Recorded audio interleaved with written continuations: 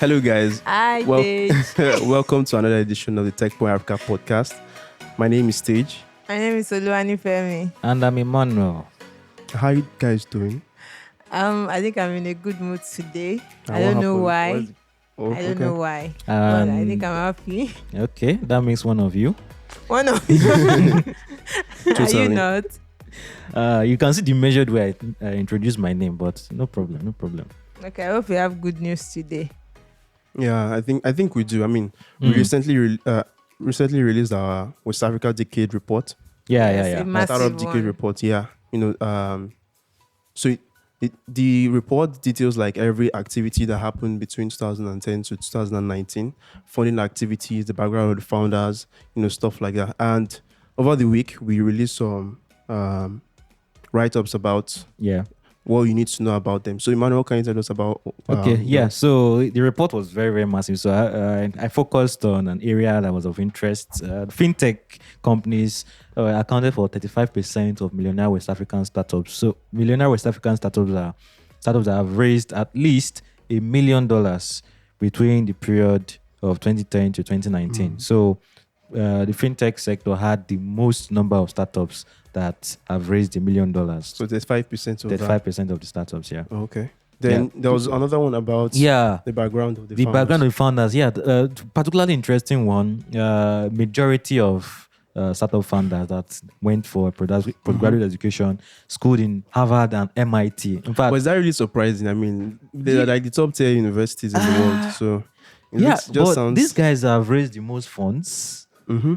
They raised the most funds. They are serial entrepreneurs and all that. Okay, so why are they going to the best of institutions or? No, they went to these schools before. Okay, became before startup founders. Oh, interesting. So they are like smart people. Oh, okay. They are smart Ivy people, Leagues. and they have the connections from the Ivy Leagues. And of course, it's not just Harvard and MIT. Other top schools are there, and you can check the reports and see a lot more details. Like there are mouth-watering info there. Yeah, and talking about founders too. So I found out from the reports that the highest number of founders that raised more than $1 million in the past 10 years in West Africa as serial entrepreneurs. That is, they founded more than one startup Wow. in their founding experience. I don't know, maybe it's experience. I don't know what caused it. It has to be experience. Yeah, I mean, the same Harvard, MIT people. Yeah, so yes, you can get more info about these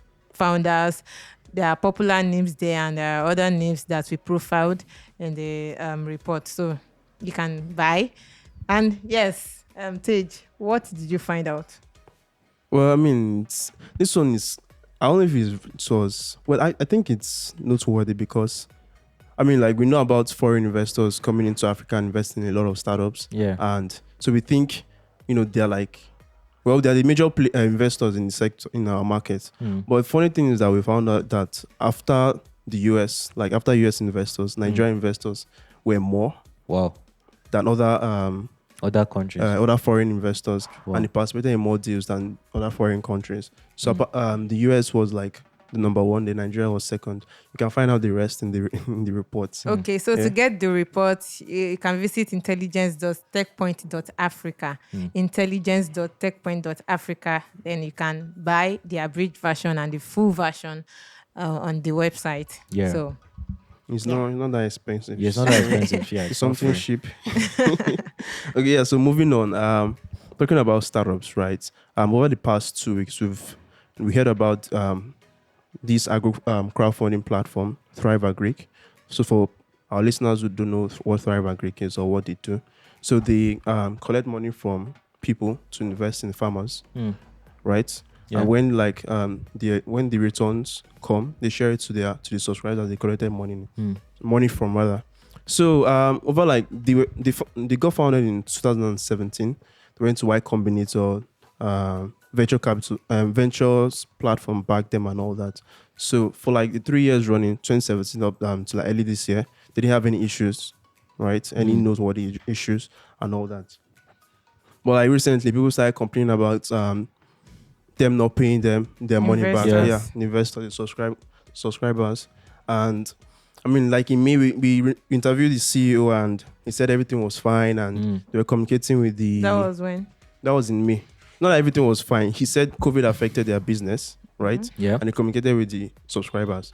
But subscribers now came out, that was September, like 5 months later, to say that this guy didn't communicate at all. They because some of them reached out and said, okay, with this thing that happened in May, will it happen in September? And Thrive Agric was like, no, it won't happen. That they will pay the people in September and all that. But like several people are rich now and they can't pay them. So it's been a like whole this thing, what is it called? Let's say war or something.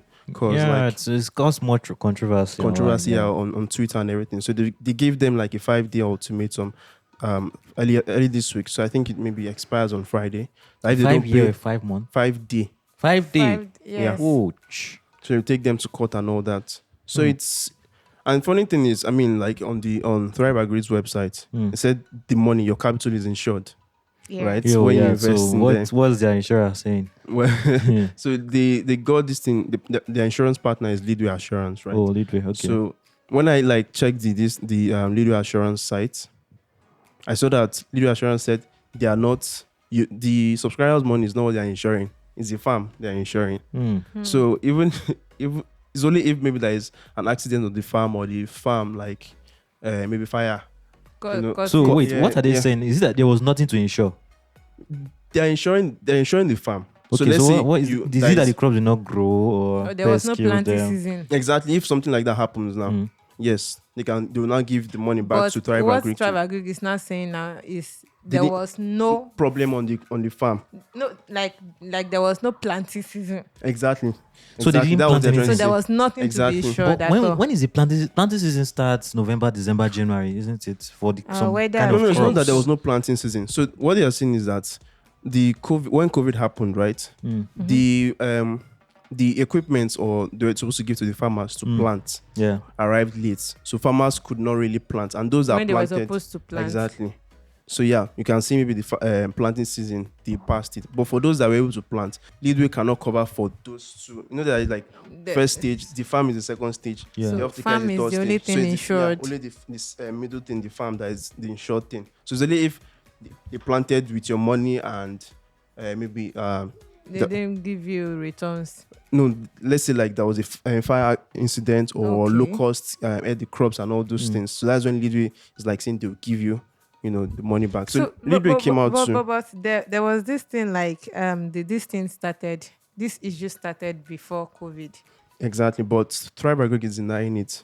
Oh. It was during COVID it started that they paid their subscribers from January to about March. Yes, so it was Okay. in April that everything started and they started defaulting in the payments. payments. Because I asked Uka, the CEO, this Yeah. particular question. He said no, that they paid everybody from January up till March. Wow. But it was April they started defaulting. In Okay, so I payments. have a particular question. They said the equipment they were supposed to give to the farmers. So is it that the equipment they had before could not do the work again because they've been existing in 2017, right? They've been planting. Yeah. So is it that the previous equipment could not work again? Because I can understand that COVID, maybe the places Same, they're yeah. importing it from, because COVID started earlier than it happened in Africa. I think December last year. So maybe COVID caused a lot of things, right? But if it's the equipment, what happened to the equipment they had on ground before? Didn't they have an equipment on ground? If they wanted to do something new and it could No, not it's work only- because of COVID. I get your point. Yeah. So he said it's not only the equipment. Let's say not necessarily equipment. For example, if you, for a poultry, for example, Yeah. you need to give them the The feeds and all Feeds. that. feeds and all Drums, exactly. yeah. Yes, exactly. So It's those not particular things available. became Very uh, difficult to get. at that period. So it's I not just about feel like tractor or anything. What caused this is communication. Yeah, communication because I don't they're think not they're only telling the full story. agri When, backed up, when you yeah. build trust with your customers and they're expecting communication at a point and you're not getting it, Yeah, it is saying raw very easy for them communication. to panic. Like saying people when they asked if it was going to happen in September. I mean, you knew fully well that This you thing guys will can't still sort be it having out. this problem to the end of Well, the year. we Just wish them well. Yeah, It's sad. Very Seeing sad. the I think start we of should still watch the struggling this space. way, There are some but- stories that are still there. Yes, Definitely. We wish them well. So yeah, moving on to other parts of Africa. Our brothers. Yeah, our East African brothers, they've come again, and Emmanuel has more information for us. Okay. It's a political tussle between Kenya and the US, a potential tussle. So Kenya and the US want to negotiate a very, very, very important deal that we see them have a free trade agreement between themselves, the US and Kenya. They are negotiating a free trade agreement. But what the clause they are putting in the document, that the negotiation document, that is the US, the clause the US is putting in the negotiation document is that Kenya must not charge taxes on digital products. So they just have to find a way to enter that. Put that matter. Okay. So, and their data protection bill, which says some certain amount of data, some certain kinds of data can only be transferred from inside Kenya.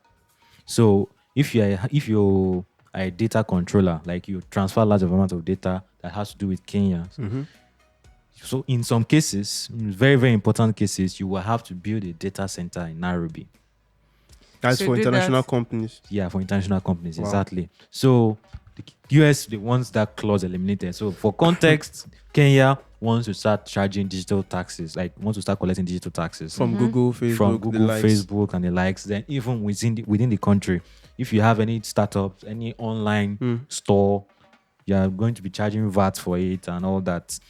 So they're charging income tax from the big companies. They're charging VAT from the people doing the business, local guys. startups. But Google, the US says no, they don't want any of that in the Even negotiation. the VAT, the VAT don't for want- the local ones. So they Yeah, don't they want said that. they don't want taxes on ebooks. They don't want taxes on music. They don't want. So you Are know you they're not just kidding me? talking about Google, and you don't want taxes on software.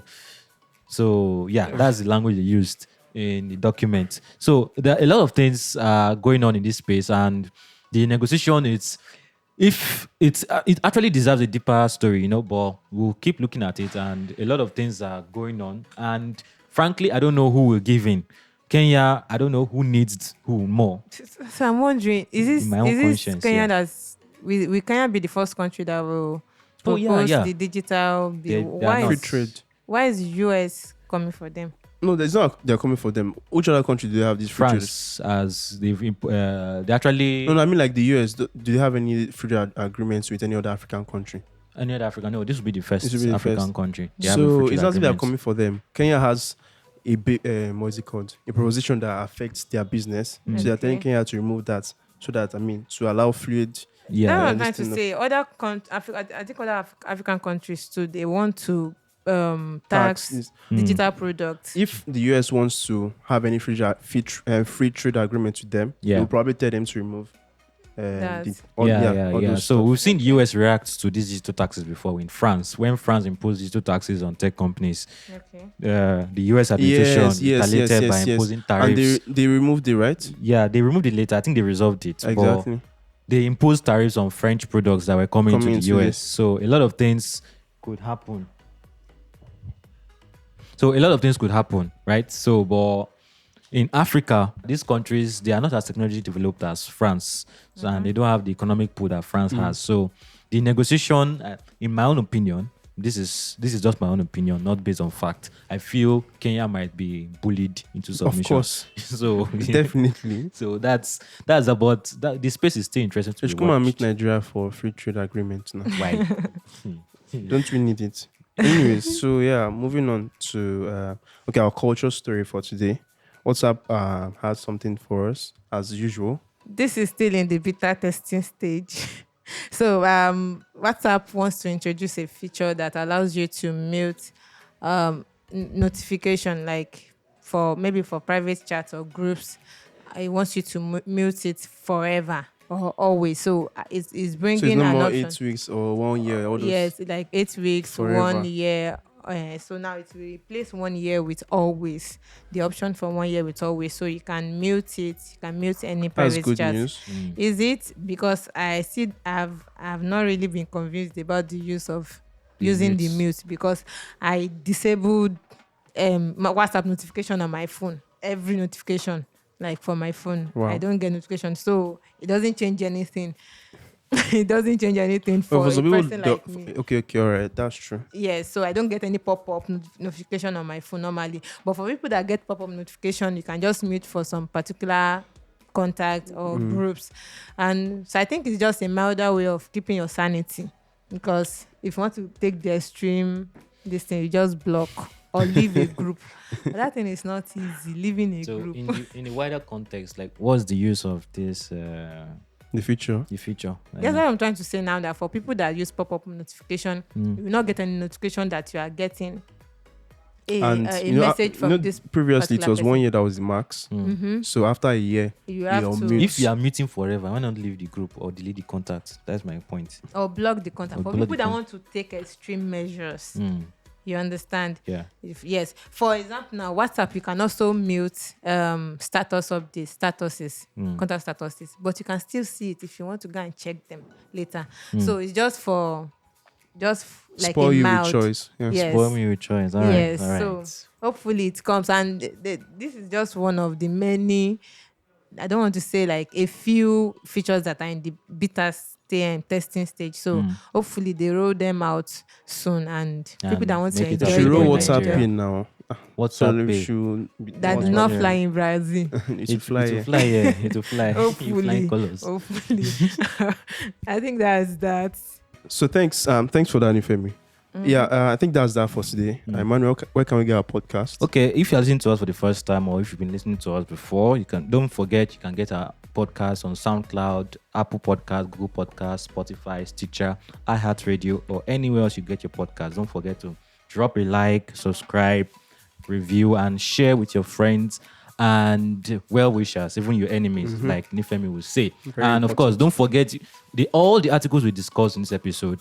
You will find them in the show notes. And of course, don't forget to drop a feedback for us. Our Twitter handle is techpoint.ng. That is techpoint.dotng. And of course, you can tweet with the hashtag techpointafricapodcast. So, Nifemi, any final words? Don't forget to buy our latest report, the West African Startup Decade report. Yeah, very loaded. Yes, very loaded. We discussed some few things during the podcast. There is a bridge version that is like less expensive. Focused on a topic you're actually interested in, I think. Yes, so you can, there's you can full borrow money version. to buy it too. So Just in yeah, case. we're happy to be here today. So see you next week. All right, stay safe, guys. Bye.